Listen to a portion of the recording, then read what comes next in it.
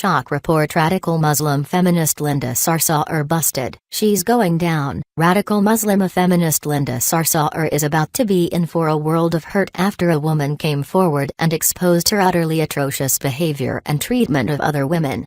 Many recognize Sarsour's name from her numerous high-profile attacks on President Trump and his supporters, even calling on her followers to wage jihad in defiance of the new president. Sarsour was also one of the organizers for the so-called Women's March in Washington, D.C. following President Trump's inauguration, and she's been heralded by the left as an all-around champion of women.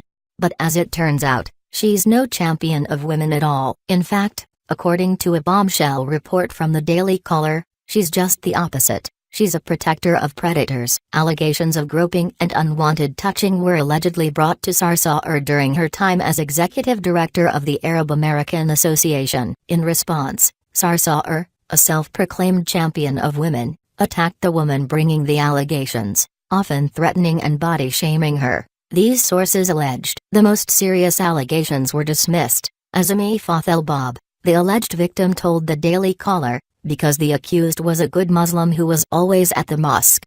She oversaw an environment unsafe and abusive to women, said Fathel Bob, a former employee at the Arab American Association. Women who put Sarsour on a pedestal for women's rights and empowerment deserve to know how she really treats us. Yikes. Fathel Bob is a 37-year-old New York native who was raised in a Muslim household. She was very excited to work with the Arab American Association of New York as a contractor in 2009, but her excitement would soon turn to terror as she was continually groped, grabbed, harassed, and mistreated, all while being called a liar by Sarsour.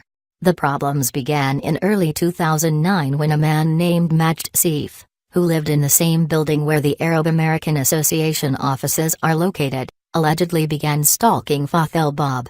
He would sneak up on me during times when no one was around. He would touch me. You could hear me scream at the top of my lungs. Azami Fathel Bob tells the DC. He would pin me against the wall and rub his crotch on me. Azami claims one of Majd's alleged favorite pastimes was sneaking up on her with a full erection. It was disgusting, she tells the Caller. I ran the youth program in the building, and with that comes bending down and talking to small children. You have no idea what it was like to stand up and feel that behind you. I couldn't scream because I didn't want to scare the child in front of me. It left me shaking. When Fathel Bob went to the organization's leadership to report the assault, she was dismissed outright by Sarsour and then body-shamed as if her appearance meant it never happened. She called me a liar because something like this didn't happen to women who looked like me, Fathel Bob says. How dare I interrupt her TV news interview in the other room with my lies. Worse yet, Sarsour also threatened Fathel Bob both legally and professionally, telling her she'd never work in New York again if she didn't stop lying about being abused.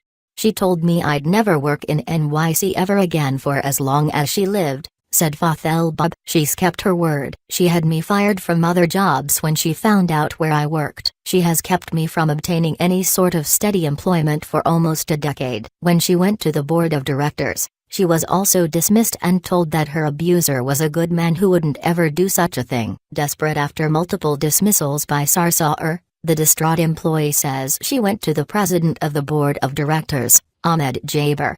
Jaber told me my stalker was a God-fearing man who was always at the mosque, so he wouldn't do something like that, Fathel Bob claims. He wanted to make it loud and clear this guy was a good Muslim and I was a bad Muslim for complaining. A furious Sarsour allegedly raged against Fathel Bob for continuing to report her sexual assault in the building. According to Fathel Bob, her allegations would result in her getting written up for disciplinary action. She told the DC she was once forced to talk to a detective from the Community Liaison Division about the consequences of making false claims to the authorities. Fathel Bob isn't the only person who says that Sarsour is an evil wretch only looking out for herself, either. Another New York operative who knows the activist well says that she is militant against other women, and that Sarsour enables a toxic environment at the association so she can advance her own career. It's always going to be the woman's fault over there, she alleges, and Sarsour was there to protect the men. She's not for other women. The only women she's for is for herself. The operative's account of Sarsour was confirmed by another political insider from New York.